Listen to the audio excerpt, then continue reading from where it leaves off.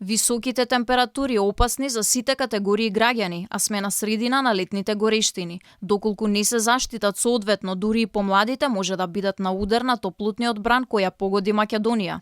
Дел од препораките се пиење на многу течности, носење лесна и светла облека, носење на шапки за заштита на главата, носење очила со заштита од УВ зрачење. Откако Македонија влезе во портокалова фаза, екипите на итната медицинска помош со полни раце работа. Тие алармираат до сите граѓани да ги почитуваат мерките за заштита од топлото време.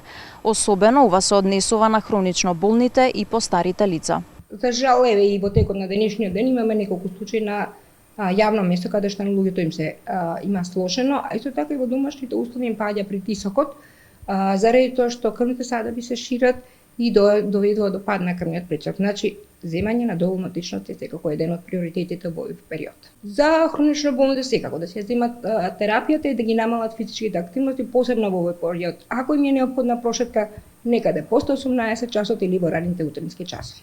Високите температури ќе стивнат во среда попладне, кога се очекува врнежливо време, а можно е во одредени делови да има и појава на град. До среда ќе се задржи многу топло време, до среда попладне и во четврток во текот на денот на повеќе места ќе биде нестабилно со пороен дожд и грмежи. Локално процесите ќе бидат поинтензивни во форма на невреме со интензивен пороен дожд, силни електрични празнења, силен ветар и услови за изолирана појава на град.